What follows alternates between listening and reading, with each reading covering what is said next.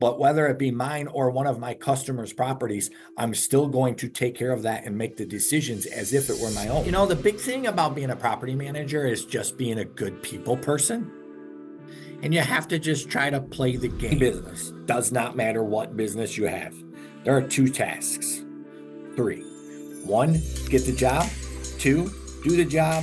Three, get paid for the job. We were in negotiations. Investing in real estate, they're winning, they're making money. What's up, everyone? Welcome to the Real Estate Educators Podcast, where we provide the education you can build on. I am your host, Kevin Amolsch.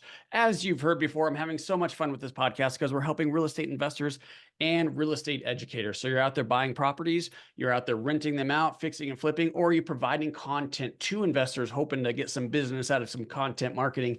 This is the podcast for you. I have a super cool, very well experienced investor with me today, Mr. Sean Foster, 25 years in business, one of the very few that we've had on the show that has more experience in real estate investing than myself. I'm about 22 years, Sean, for your benefit. So you got me beat there. Property manager is your specialty, specifically on the residential side, although right before we hit record, you start talking a little bit about commercial. So I'd like to dig into that as well. Sure. 4 different property managers, lots of experience. Welcome to the show, man. Thank you so much, Kevin. It's my pleasure. Yeah, well, I'm excited to get to know you because you've gone through, well, if it's 25 years and you've gone through both the .com and the credit crash. So you've seen a couple of significant downturns, although the .com wasn't a huge impact to real estate, not like 2008, obviously. But take me back, man, 25 years ago. What were you doing and what made you decide that real estate's what I'm going to build my wealth? So ironically, we can literally go back to I was 17, 18 years old, reading how-to books. And then just being a goofy kid, I never really got into it. And I ended up in construction and I became legitimate tradesman. I actually went through an entire electrical apprenticeship program. Then 2000, 9/11 hit, 2001, 9/11. And so real estate crashed and I ended up getting an offer from a property manager to come run his business. And I accepted those terms and I loved it. And then I found out how much I actually loved being a property manager. I truly, so currently we control about $50 million worth of real estate and I own none of it. I don't have a penny out of my pocket and I get 10% of all the benefits. So it's kind of neat. It's a pretty cool aspect of the business. I definitely want to get into the business model of property management because I know that there's profit there, but you have to get to a certain number of units before you start seeing a profit. It takes quite a lot, it seems like. It's not as bad as you think it is, Kevin, and we can just jump right into it. Let's do it then. So obviously coincidentally, I'm not afraid of the city. So I'm not afraid of the low-hanging fruit, which is easy buy-in, single family duplexes, maybe a 3-family, especially pre-08, it was way cheaper. But even today, it's still the lowest hanging fruit as far as how to get in. So I just stayed there because there's a plenty need for it. It's what most people end up starting off as being a landlord and then simply realize they just have no idea how to do it. So that's where the need for being a property manager comes into play. Well, and you're in New York, so for the listeners' benefit here, you're in the Northeast there, and there's one thing about New York I've learned is there's some regulation up there. So I can imagine, there's tenant, landlord regs out there that's somewhat difficult to navigate. The bureaucracy, and it changes literally every day, and there's so many layers of it from obviously federal, obviously state, then county, then city, then village. And of course, government agencies have their own policies that you have to know how to follow, especially in New York, because New York has told us that we are not allowed to income discriminate. So we have to accept Section 8. We have to accept welfare. That makes sense. So if there's subsidized income, and they can hit a threshold based on some subsidy, I could understand that. But you have to be able to discriminate if they have the ability to repay, or I mean, I use that term in mortgages, but the ability to pay, don't you? Yes, the ability to pay, not how they pay. Yeah, okay, that's the same in Colorado. Oh, it is? Oh, yeah. Yeah. Okay. It's probably, I would imagine that's pretty similar across the board. It is not. It's actually a new rule for us, and don't quote me. The last 3 or 4 years is when it came into play, and it has since gone to court for Section 8, if you will. I don't know if you guys call it Section 8 there. Yes, we do. So a builder here, a few towns over, went to New York State Supreme Court fighting his right to not rent to Section 8 and won. Really? How long, when was that? I'd have to pull the articles, and if you remind me later on, I'll gladly send them to you.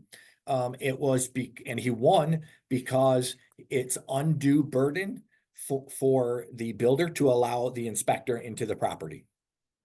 Okay. And And he so- won on that, huh? That little, it's very interesting, the law. I mean, this is one of the reasons I use some property management. So I have a portfolio of properties, and I have some out of state and I have some in state. And I've found that my condos, I hate my condos, Sean. HOAs, You're dealing with HOAs, and another level of bureaucracy. just exactly. And then you have neighbors that you can't control because they're not your tenants, right? So I had a very specific problem with roaches in one of my units. And if for the listener with roaches, if you treat your unit, all it does is push them out. They literally go through walls, right? So they're just going into all the other units, and then they would treat and they'd push them back into my unit. And then it's like this freaking battle between the neighbors. And until you treat all the units at the same time, you're not going to solve the problem. And that was just one example of dealing with neighbors that you don't control. And you're not going to be able to get all of the condo owners in your building to cooperate at the same time. Not without the HOA's involvement. And then the guy at the end who doesn't have roaches right now, he will in a week once you fix them in your house. And then he's going to be the opposite. He's gonna be like, well, now he's got roaches. Well, sorry, I don't have them now. Yeah. And then the loud neighbors, the parking in my parking spot, all of these things, like as a landlord, is just difficult. So I've decided to push all of those to professional management.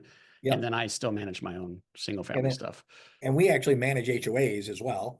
We have 2 smaller ones right now. And so now we're on the other side of those same arguments, and it's the same dilemma. So you can't force your neighbor to exterminate for roaches that they may or may not even have. Even if they do have roaches, they may not pay for it. Well, then that's a poorly written HOA declaration. And so there's the issue. And so that's where we spend most of our time, is trying to help the HOA understand how they fix their problems. Yep. You got to amend. That's what you got to do. Right? That's it. Yeah. Very interesting. So you don't own, well, interesting what you just said, because you said 50 Right. million, none of it that you own, but you did tell me earlier that you own Yep. property as well. So help me understand that. So I was pre-08 a huge flipper. I had 25 staff members. My mom was my full-time bookkeeper. Of course, then 08, and then it slowly starts to dwindle down. And then I just kept what I wanted to keep. So now here we are 15, 17 years later. And I think our market is at the cap of where it's going to be. So it was time for me to sell, and I was into them right. Okay.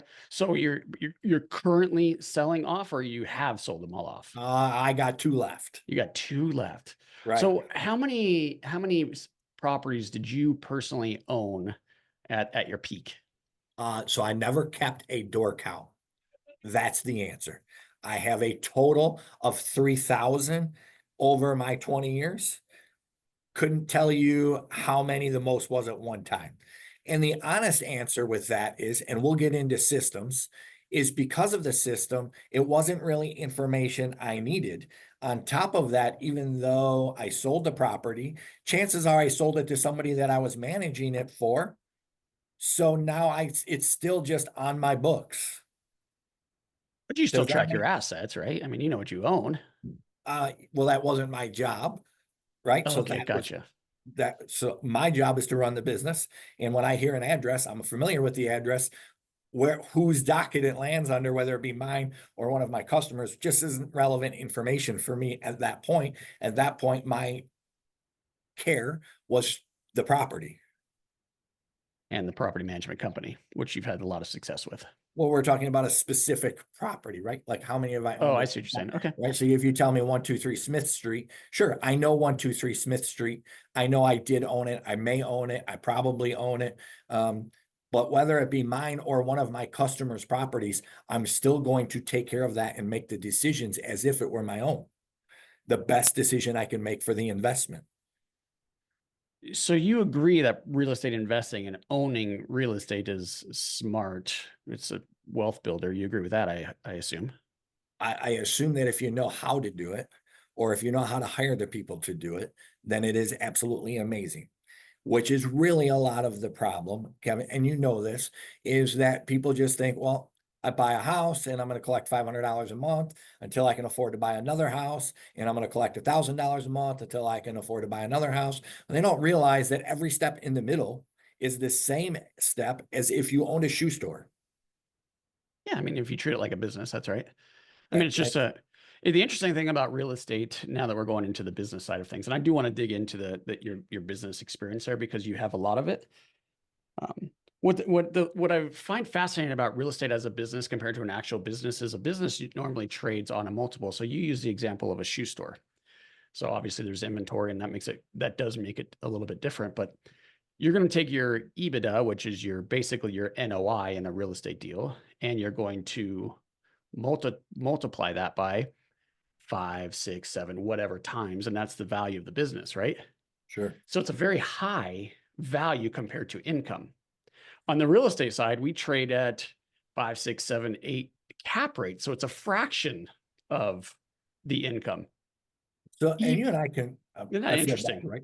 I don't want you to ever think I'm arguing with you. I don't believe that businesses are sold off of the EBITDA. I know people like to think about the EBITDA, and it does have a value to it, but you should not be buying a business based off of its overall income, because the overall income is of zero value to the buyer or seller or any. I don't know why other people think that. I don't know any business that has ever sold based off its overall gross income, every dollar it ever brought in. Well, let's talk about it. It's okay to have conflict Disagree. on the show. So challenge me Okay. here, but help me understand. So like So I here- can say, right, just use my business as an example. I bring in $12 million a year. Yeah. I make 100 grand. Yeah. So your EBIT is 100 off of a revenue of 12. Do you follow me? So that, So so that's why it trades on the 100, not the 12 million. But here's I want to caveat what I said because you're challenging me here. So different businesses will trade at different multiples. So you could have like a Yes. house cleaning business, for example, Yes. that might trade at 1 times or 1.2 times, right? Because Yep. you have to actually go out and do the work. All you're really buying is the database or the Right. clientele. That's where the value is. Now you could buy something like a property management company with a good leadership team, and you're walking into a steady stream of income, that would trade at a Right. much higher multiple. So, but it does, when you look at an appraisal on a business, it does trade based on a multiple. It's just depending on investor expectations.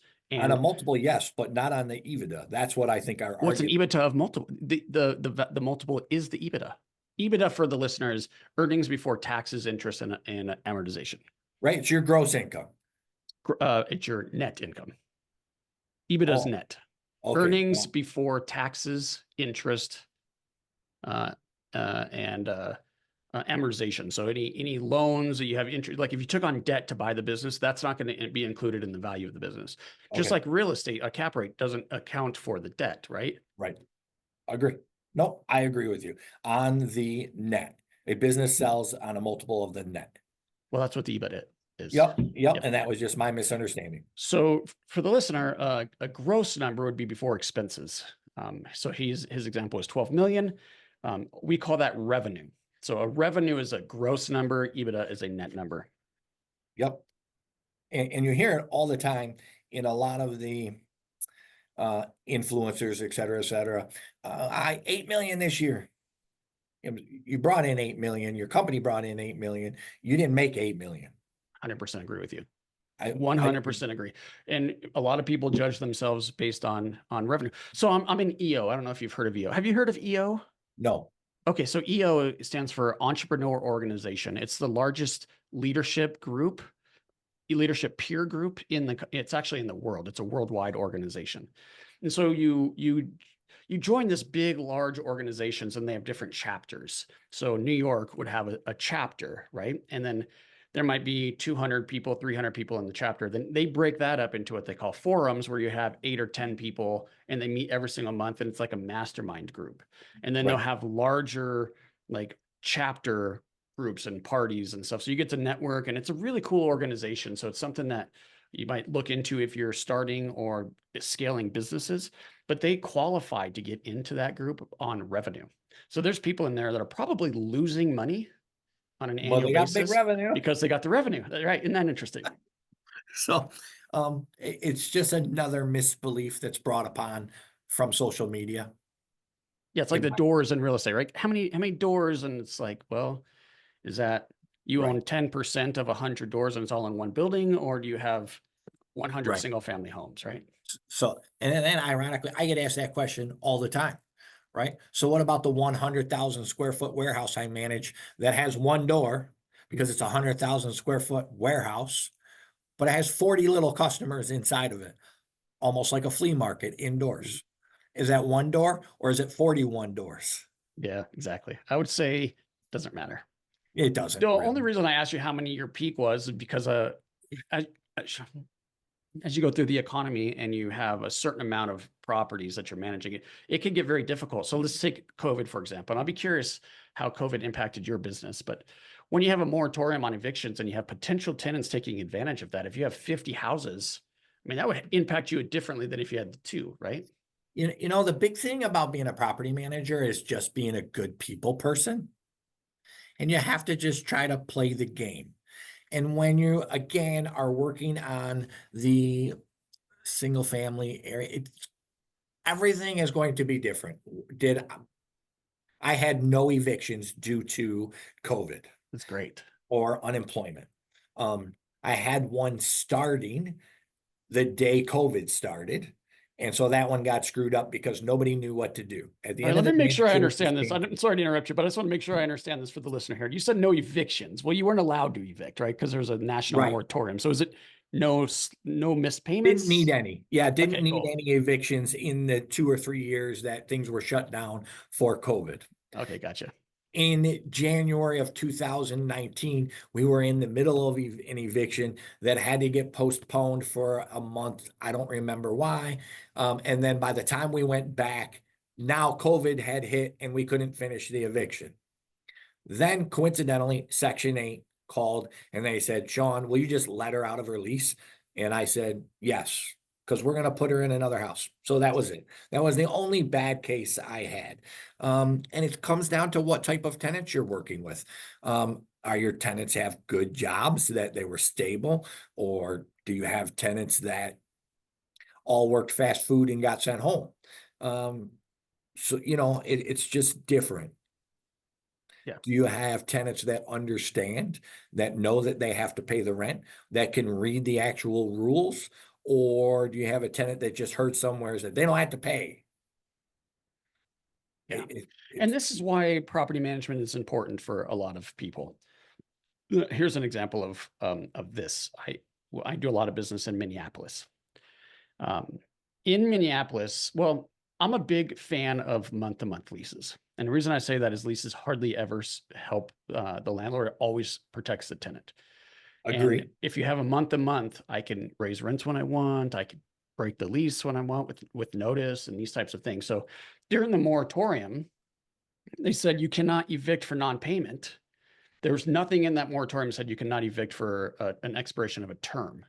So if I had a tenant not paying, I could literally say, okay, here's your notice, the term is ending, and then I could evict based on that and not the rent collection, right? So I think that month to month gives the landlord lots of options. With that said, in Minneapolis, that works. In St. Paul, which is right next door, it doesn't Different work. rules. So you really, property management to navigate that type of scenario is huge. It's different in every single town, as you just mentioned, including the town that I'm in. We're in Rochester, but there's a dozen suburbs of Rochester, and they all have their own courts, and they all do their own evictions, and each judge has his or her own rule. Right. So on top of, again, now the state, then the town, HOAs, all the bureaucracy, you could go to court and the judge just says, no, we're not doing evictions until COVID's over. Thank you for coming today. Yeah. And I can give you an example of that. In New York State, they came out with a bunch of new rules, Tenant Right Act of 2019, I believe is what it's called. And it is specifically for residential tenants. Our local judges have made that acceptable across the board in all industries. So industrial, office, that's generally all of the rules now apply to every tenant. Yeah, and you mentioned commercial a couple times now. Well, let me just ask this. So, do you think that commercial investing as an owner, not a manager, is a smart move right now? As an owner investor, do I think that commercial? Yeah, I think commercial is by far a stronger asset to play with if you can afford it. It is a much more expensive asset to have. Yeah. Okay. It's tough because there's so many variables in play. I think that there's more control to the landlord. I think that the owner of the project, the landlord, has the ability to control the income more. I think there's more value add options in commercial. Like in residential, to do a value add, you basically have to do an addition onto the property. Where if it's commercial, you could change the facade of the property and it would be worth a completely different number. So do I think commercial is the better asset? I do, to answer And your less question. less regulation. And yeah, I just kind of threw that question out there without any direction at all, but you went exactly where I was hoping you would go. Yes, commercial could be a better investment, especially in a town that has high tenant regulation, because they just Sure. don't protect the tenants in a commercial building like they do of a family, right? Right. And then one mistake that I'm quickly starting to see a lot of the new investors involve themselves in is that they think that they're confused about what commercial is when it comes to multifamily residential, anything over 4 family, right? And I would like to get your opinion on Yeah. that, because we know that for loans, anything over 4 family is commercial. Yes. But that's the only place that scenario makes a residence a commercial scenario. So if you live in a 150 apartment community, it's still residential unless you're talking to the bank. Yes. With one caveat, I 100% agree with you. I would consider it a residential play as well. You're still exposed to, the ups and downs of the residential market in an apartment building. They trade on cap rates. So the difference is if you can cluster properties and buy 10 instead of one, your rent to price ratio will go down. And the reason for that is there's no emotion in the buy. So if you're a real estate investor and you're buying based on profit, you don't have emotion to the wall color and the neighbor, the field or the open space next door, right? It's all about the number. On a single family house, you have the family that gets emotional because they want to raise a family there. So the value goes way up, and even though the rent doesn't. So I think you'll get better cash flow if that's the play, if you can cluster. Understood. Yeah. But yes, Well, you're right. It's a residential play, other than the cap rate that I just described. yes. And you still have Fannie Mae debt, right? So the financing is much easier to get, which also drives up the value. So your cash flow won't be as good on an apartment building as it might in a warehouse like you're describing. Right. And so we do have some storage units, industrial warehouse. Obviously exterior light industrial is huge right now, which is basically just a lot of land and you can park your trucks on it for X amount of dollars a month.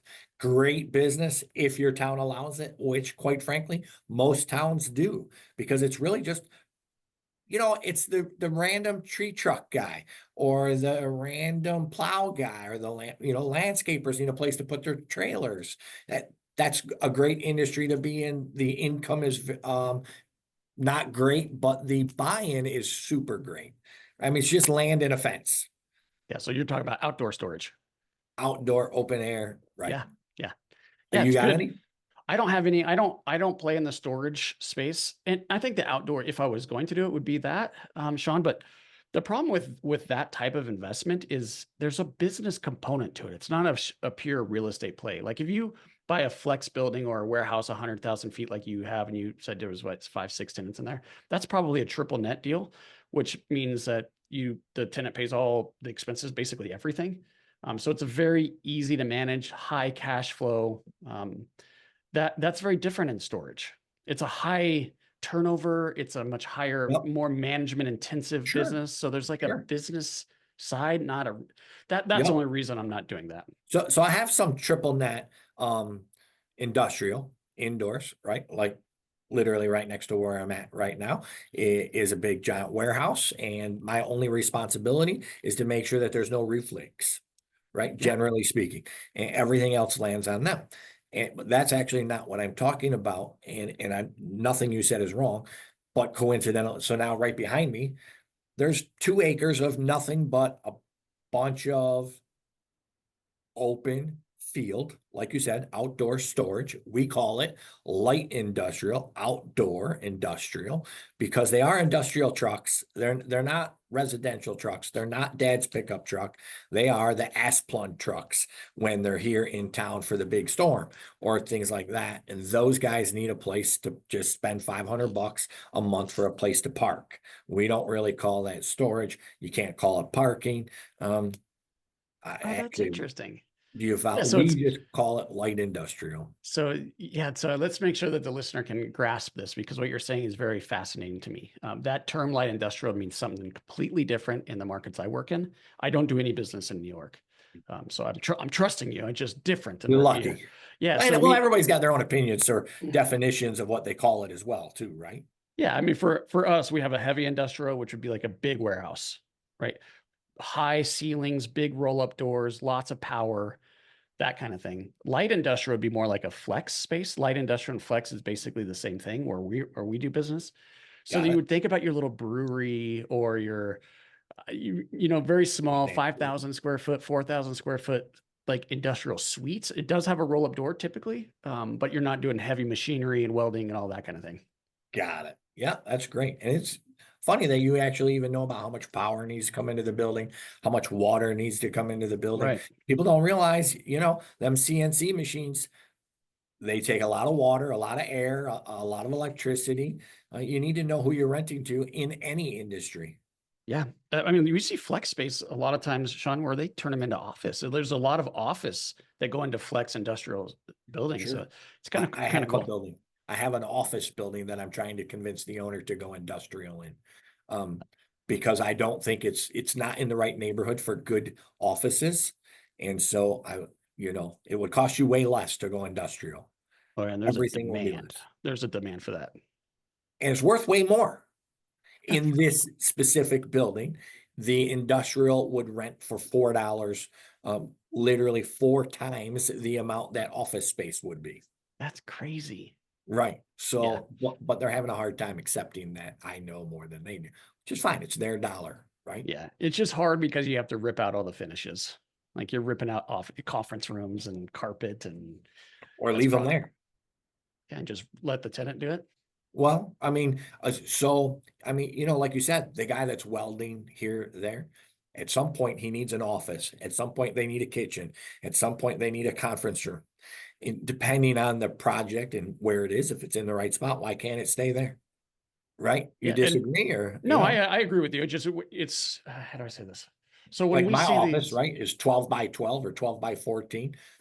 So any guy could come in here and run a small mill, t-shirt press. And there's a lot of businesses that come in here. The office next door to me is a t-shirt manufacturer, but it's not, they're decorating at best.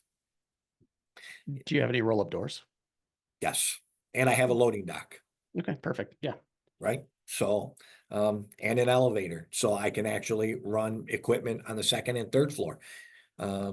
It's pretty nice option, actually. They just have to allow it. We have walkout basements as well. This episode is brought to you by Pine Financial Group. Pine Financial is a private lender specializing in short-term rehab lending to real estate investors. Got a property that needs some love? We can help. We are able to offer funding solutions because we raise private money from individual investors. With more than 15 years of experience, Pine offers passive investors an alternative that provides stability, consistency, and security to your portfolio. If you like real estate but want to avoid the ups and downs and effort, a Pine Mortgage Fund could be a perfect fit for you. Accredited investors will experience an 8% preferred return and profit sharing. Diversify your portfolio out of Wall Street and into Main Street with a Pine Financial Group Mortgage Fund. Get more information at pinefinancialgroup.com. That's pinefinancialgroup.com. All right, let's get into the property management. I want to see if we could learn from you if we're starting a business. So let's say I'm a listener and I'm going to start a fix and flip business or any type of business at all. Give me some advice, like brand new business owner, and I want to scale this thing like you've been able to do 4 times. Like what are some things like I should be considering? Any business, does not matter what business you have. There are 2 tasks. 3. 1, get the job. 2, do the job. 3, get paid for the job.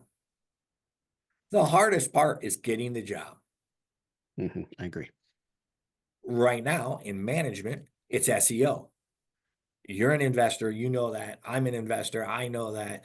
How do we get other property managers to realize that one simple factor? You have to fix your SEO. Every investor is going to go to the internet to find their property manager. So explain what SEO for the listener does not know what that means.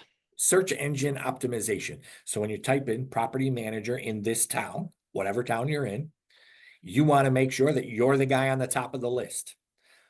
But not the top 3 to 5 that are just advertisements that somebody paid to be there, because now the world is smart enough to know that they paid to be there.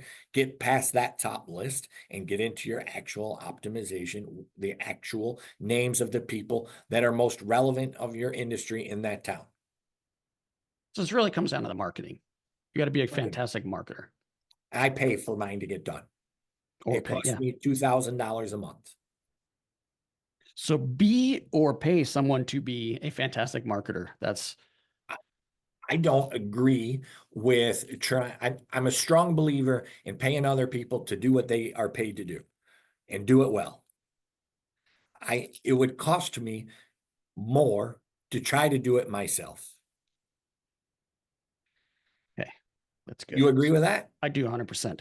And those people are just trained. The people that are in my SEO do nothing but SEO for property managers. And I'm like, well, if you're so good at being a, SEO property manager, why don't you just be a property manager? And they were like, we hate investing. We hate real estate. We enjoy SEO work. And we have just found that this process works best for property managers. Great. I enjoy working with them. They're a great crew. Yeah, I actually could not agree with you more. For my own business, I tend to try to hire people that are smarter than me. Because I'm not the smart guy. Right. I'm not trying to be either. What I'm really trying to do is build a team of A players, right? Right. So and And then I think something like this, you can outsource. You don't even need to hire in-house. I mean, you just outsource. It makes it very easy. People don't really understand the amount of time and value it takes to do real marketing. And so a true story, legitimate story, is my brother is the vice president of marketing for several over his career, now one company, marketing, right? So how do I say that the right way, Kevin? Whatever company he's with, he's the vice president of marketing for that. Got it. It's a $40 billion a year budget just for his company, right? And now he's on his 5th company, right? So that means at least 5 companies have had this type of budget. Don't try to do it yourself. You can't do it. You and your VA are not going to be able to do it. You have to take care of your local market. So you're going to want to go out and see your realtors, talk to some of your homeowners, go to your real estate get-togethers where all your landlords meet and stuff like that. Your bankers are going to be a great resource of information. So you can handle some of the small local stuff, but to do the big marketing, like I said, SEO, and it's not just SEO, it's SEO specifically for property managers. Let them do it. It's $2,000 a month. It would take me weeks to know what they've already done. It's no different than the new landlord trying to be the property manager. You can't do it. So you mentioned the sponsorship spots. That would be a pay-per-click. So CPC for the listener. That's a very easy, fast way to get up right in front of somebody. Sounds like you're not big on that. Well, number one, I don't think it's effective. just because I think that society has caught on to what it is. Does that make sense to you? Mhm. Do you agree with that or no? I don't know that I agree because here's why I say that. Yeah, could they scroll down and look for an organic result? Sure, but they're going to at least see your eyes, their eyes are going to be on your link, right? Now, Sure. you could set it up multiple different ways and it's evolved a lot over the years, but you can set it up where you only pay if they click on that link, right? So it's pretty much risk-free as long as you have a good landing page that is attractive to them and they're taking some type of action. It is You what it can't is. just Pay send them for off it. into, because it's expensive, right?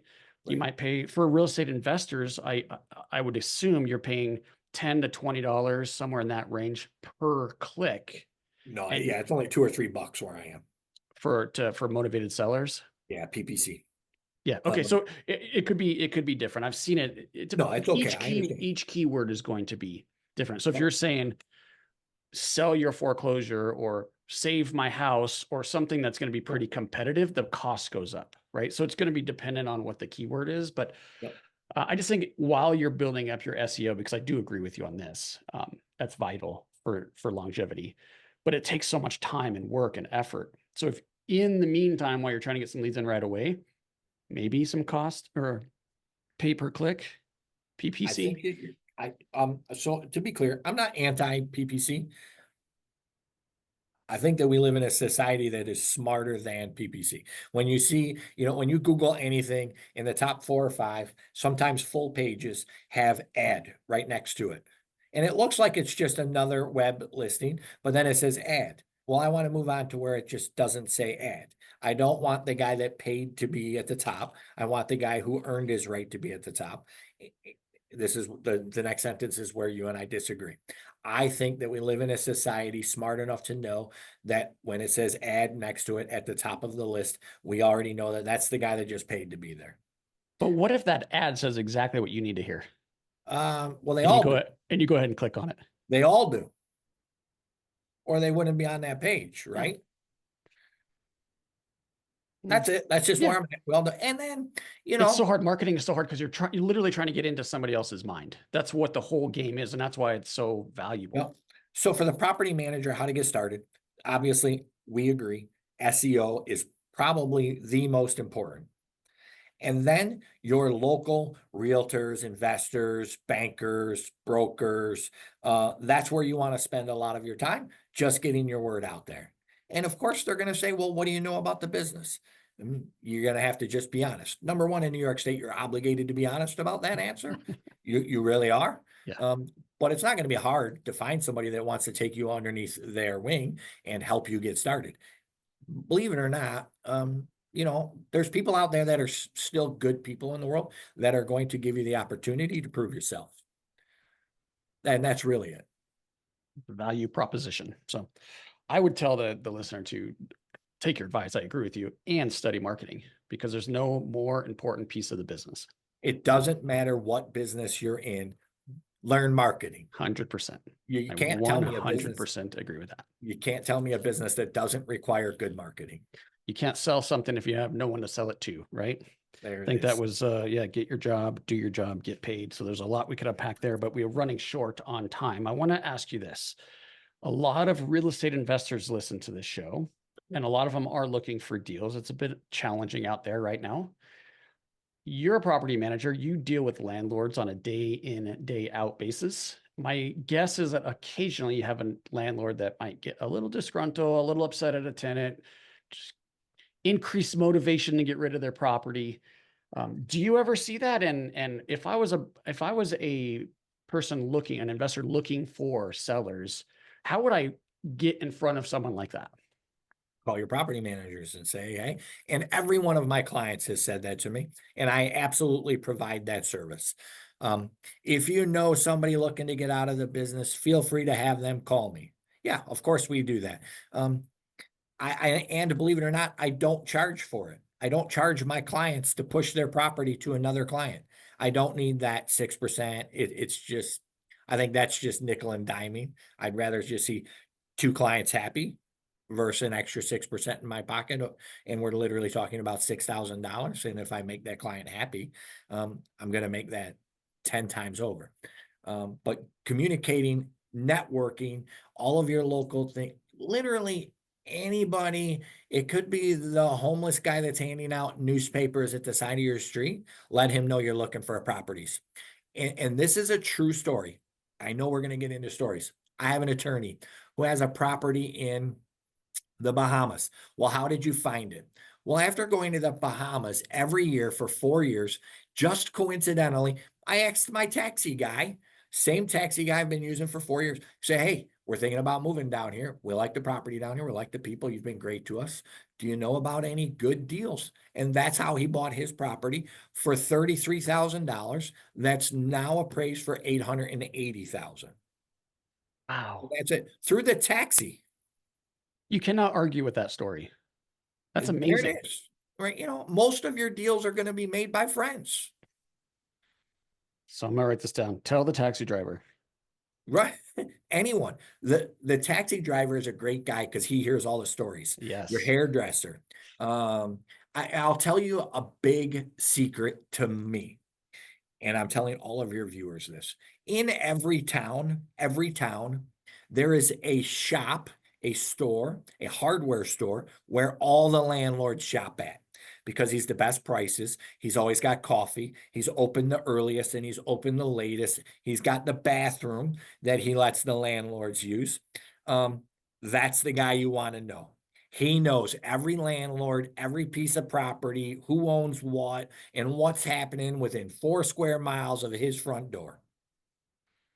This is awesome. You find that guy and you'll be set up in that town pretty quick because he knows every handyman, every electrician, every plumber, every landlord, every homeowner, a lot of the tenants, because he puts his shop right in the middle of all of those properties, right? Because you get the weekend warrior who needs their window fixed. We got to go down to the hardware store on Saturday. He's the only guy open. He knows everything, everyone, who's who. All your local realtors know him. He's the guy you got to find. He's the hardest guy in the world to find. Nobody wants to share his name. Just for that reason, you got to find that guy. Yeah. And if you're going to be a landlord in that town, you might want to know him anyway. You got to know him. Yep. So Tired Landlords is a fantastic way to buy real estate. I've Agreed. bought many from them. Here's a quick example. I had a guy that wanted to sell his property in a bad way because he inherited it and his father was the tenant. And he didn't, his father was not paying rent and he did not want to evict his own dad. So I got a steep discount on it because look, you can't show the property. You have no access. So it's sort of like going in blind. Sure. So that's going to create an opportunity. Yep. That's just one example. So I bought it and evicted his dad. I had to, right? Because he's not paying rent. And then I ended up with a fantastic rental property that I owned for over a decade. And sometimes you can work it out with the previous tenant. Oh, for sure. Yeah, for sure. Typically you want them out. So you do like a cash for keys or something like that. So you could avoid Yep. the conflict and avoid the costs and everything of the eviction. But inheriting tenants is worth it if you're getting a great deal on the property. Yep. All right. Here's what's That depends, next. That depends Okay. on what state you're in. That's not true. Know your state laws, know a good property manager in your area so that they can help advise you before you actually close on the thing. Okay. Here's what I want to do, Sean. I want to go through my notes that I took during our conversation together. And then I want you to fill in any gaps or add anything that you think I might miss or what our listener would benefit from. And then I want to get a final piece of advice to maybe someone starting out in real estate from you, and then share your contact information. So here's my notes. We talked for a significant amount of the episode here before I started taking notes because we were just kind of rapping like old pals at the bar, right? We were just having a good old time. And then I finally started asking some questions about how we could help our listeners. And you said commercial might be a great opportunity. I know residential real estate's tough right now. Cash flow is harder to find. You even mentioned that you might be at the peak of values in your market. So you're looking at some commercial stuff. You like commercial because it's more control over tenants, more control over cash flow, more control over profits, value adds, you said. All of that. 3 tasks as a business owner: get a job, do the job, and get paid. We only got into get the job. I'm sure we could have talked for a whole nother episode on those other 2. SEO is vital, search engine optimizations. And really what it comes down to is just being a good marketer or hiring a team that can help you become a good marketer, because you can't sell something to someone if you don't have someone to sell it to. Be or pay someone to be a good marketer, I put that down, but it's really about paying people for their value.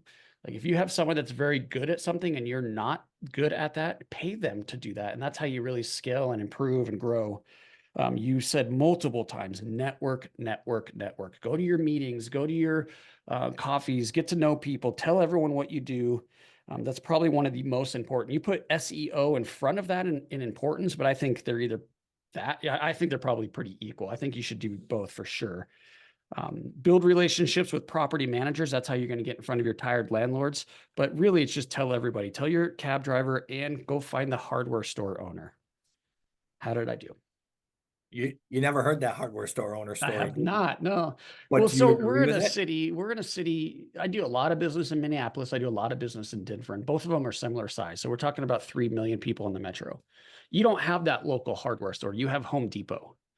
So I think it's a little bit different in our markets, but do I agree with you? Absolutely. I agree with you. I think that so are you going to tell me, and this is what just came out of your mouth, so to speak, that you don't have mom and pop shops in your store anymore in your town? I think, no, 100% we do. They're called Ace Hardwares, but we don't have the mom and pop shop that everybody is going to go to. My guess is more Because of people are how gonna large you are. Yes. And So the you just got prices, to find your local market. the prices will be better at the Home Depot than they were at the local Ace. Now we go to the landlords will go to the local Ace if they need support, because they're very knowledgeable. They have all the little tiny things that it's hard to find. They do. And so, yeah, you go there if you're looking for some support or some help, not for the best price. Got it. So, Yep. how did I do? What I miss? I don't know how you did, because you've done this a million times and I've never done it. Okay. So how did I do, Kevin? I think you did a fantastic job. And I want you to give us one final piece of advice. Oh, you know what? That's step 2, Kevin, is do the job. It is so important in any business is to be the one guy that you don't have to question. Work hard, prove yourself, do the job. And step 3 comes naturally, which is just get paid. Yeah, It's I that agree. simple. I agree. Okay. So be the one guy that they could trust, or that can be trusted. That's what I'm writing down here. Love it. Answer I the think- phone to your customers. I mean, think about it like this, right? So even if the customer only has one house, it's a $250,000 investment. He wants to be able to call his property manager once a week and find out what's going on. Get a call back. Yeah, it's fine. I got 15 minutes for every one of my customers anytime they want it. Every So day. when I started Pine, I started it in 2008. I separated myself from the competition just because I returned phone calls. It was really that simple. It is. I'm glad that you know that, and I hope that your listeners know that. And it does not matter what business you're in. Only 40% of the people will answer the phone on the first time. And only 40% of those people will not call someone else at the same second. If you don't answer the phone, they're going to hang up and call the next guy in line. The next guy. Yeah, you're not the only one It's that doing this. simple, If right? you're an investor, you're not the only one that could buy that house, right? And it's the same for me. If I'm not happy at Home Depot, I'm going to Lowe's. That's right. It means 100%. nothing to me. Lots of people want my money. How do we get a hold of you? It is yourwaypm.com. Yourwaypm.com. Be sure to get in Yeah. touch with Sean up in Rochester, New York for all your property management needs. Well, Sean, you did a great job, by the way. And I know you're busy. You got lots of you got $50 million under management. So I know you've got things on your plate, probably a whole team of staff that you're working with. Appreciate your time. You have other things you'd be doing. You chose to hang out with me, so thank you. And for the listener, you have lots of choices in podcasts, and you chose the Real Estate Educators and our awesome guest, Mr. Sean Foster. And I appreciate you so much for that. Please, if you got some value like I got some value, please give us a 5-star review and be sure to share this episode with a friend. And with that, I hope you make this day a great one. Hey guys, I hope you enjoyed this episode as much as I did. If you did, please be sure to follow and leave us a review. Oh yeah, and tell a friend.